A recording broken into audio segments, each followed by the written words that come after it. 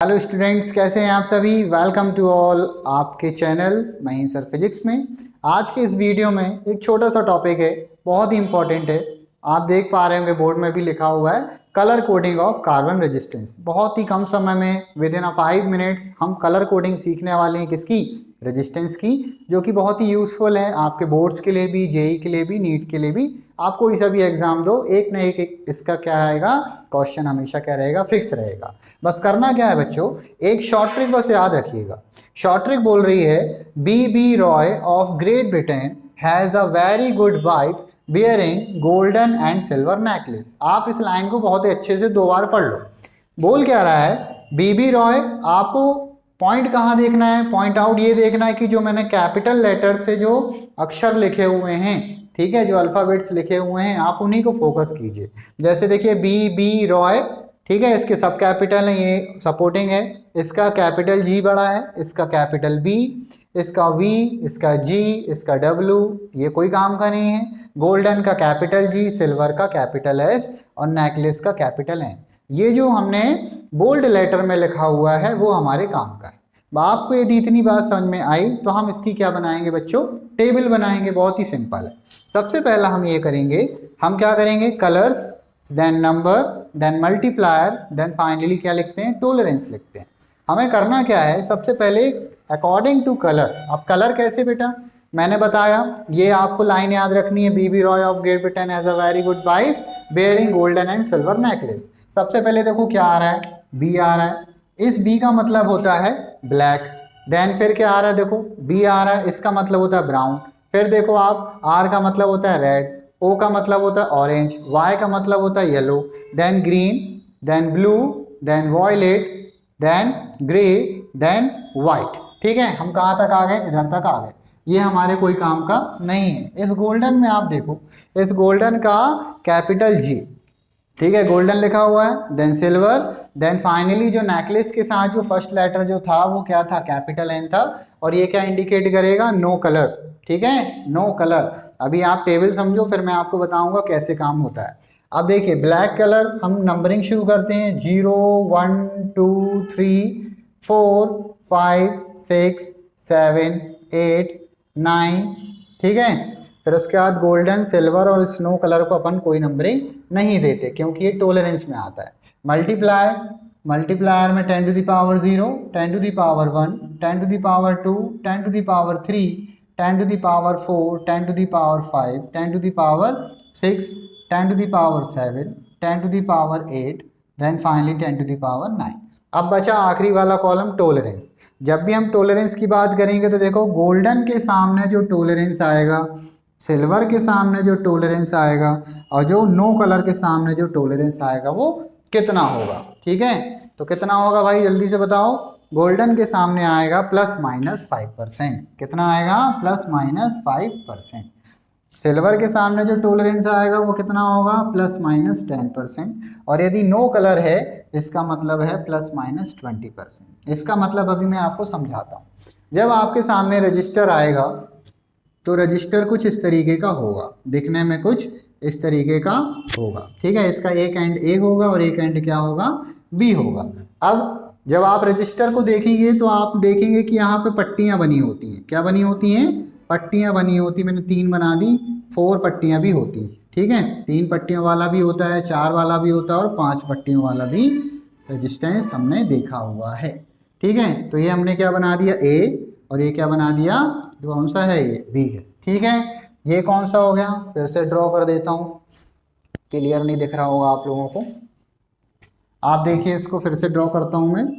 ये मैं रजिस्टर का लेआउट बना रहा हूँ। ठीक है, एक बैंड हुआ ये, दूसरा बैंड ये, तीसरा बैंड ये, फोर्थ बैंड ये। ठीक है, इसको मैंने नाम दिया ए, इसको नाम दिया बी, इसको दिया सी, इसको क्या नाम दिया, डी। आप यहाँ पर देख पा रहे हैं कि इस रजिस्टर में how many bands are there, 4 band है, A B C D, 4 band का ये क्या है, रजिस्टर है। अब आप जब रजिस्टर को देखेंगे तो ये जो बैंड आप देखते हो ना, ये डिफरेंट डिफरेंट कलर्स के होते हैं। कैसे होते हैं, डिफरेंट डिफरेंट कलर्स के होते हैं। और इन्हीं कलर्स को देखकर आप क्या करोगे, उस रेजिस्टेंस की वैल्यू बताओगे। अब कलर्स से ही हमने क्या बनाया है, देखो ये पूरी टेबल बनाई हुई है।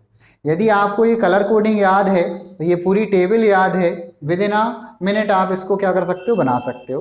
तो आपने यदि इसको बना लिया और आपके सामने कोई भी रेजिस्टेंस आपको उठा के दे दे जिसमें डिफरेंट डिफरेंट कलर्स दिए हों, तो आप easily you can easily find the value of resistance. ठीक है, क्लियर है यहाँ तक की बात। अब देखिए इसका रेजिस्टेंस हमको निकालना है, तो फॉर्मूला समझ लीजिए इसको हमें कैसे निकालना है।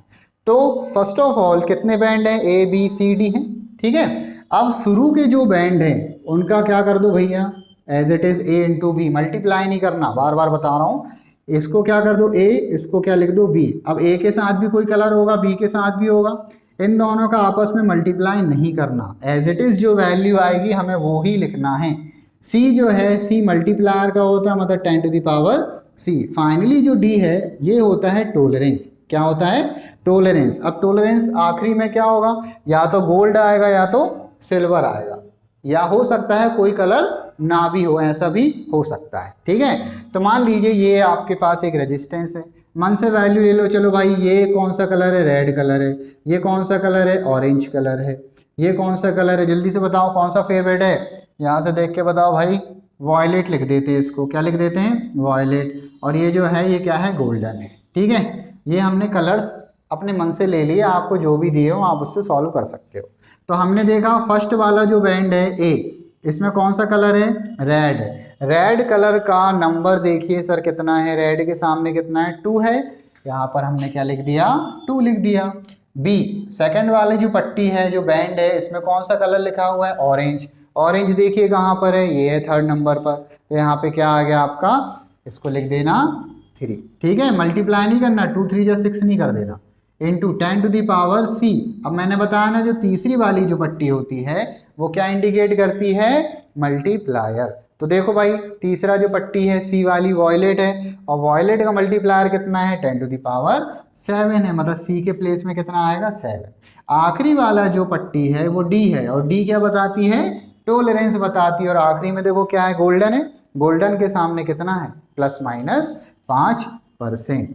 इस तरीके से हमने क्या कर लिया, जो भी गिवन रेजिस्टेंस है उसकी वैल्यू बहुत ही इजी तरीके से फाइंड आउट कर लिए। ठीक है, अब एक चीज़ और समझ लीजिए, यहाँ तक भी आपका आंसर सही है, लेकिन क्या होता है जब आप जेई का पेपर दोगे, जेई या नीट के पेपर में क्या आता है, ये ऑप्शन मान लो गिवन नहीं है तो आपको कुछ और ऑप्शन गिवन होगा। अब वो किस तरीके का होगा, जो भी वैल्यू आपकी होगी उसका आपको क्या निकालना पड़ेगा, परसेंट निकालना पड़ेगा। जो भी आपकी वैल्यू आ रही है उसका 5% निकाल लेना, आपके ऑप्शन में कहीं ना कहीं वो आपको दिख जाएगा। ठीक है, वैराइटीज ऑफ क्वेश्चंस हैं लेकिन मेथड यही है।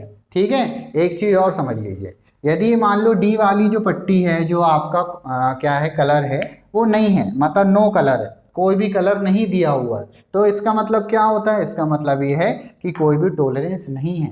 इसका मतलब ये नहीं होता कि अपन को प्लस माइनस कुछ नहीं लिखना। यदि कोई कलर नहीं है तो हमें क्या करना है, प्लस माइनस क्या लिखना है बच्चों, 20% लिखना है। ठीक है, यहाँ तक की बात समझ में आई, बहुत ही सिंपल था। विद इन अ मिनट्स हमने क्या कर लिया, 5 to 10 मिनट्स अप्रॉक्स लगे होंगे, और ये छोटा सा टॉपिक हमने क्या कर लिया बच्चों, समझ लिया। ये जो टॉपिक है ये 10th के बच्चों के लिए भी यूज़फुल है, 12th के बच्चों के लिए यूज़फुल है, और जो बच्चे जेई और नीट की प्रिपरेशन कर रहे हैं उनके लिए भी मोस्ट इंपॉर्टेंट टॉपिक है। ठीक है बच्चों, समझ में आया तो लाइक और शेयर जरूर करिएगा, और सब्सक्राइब करना बिल्कुल मत भूलिएगा। जय हिंद, जय भारत।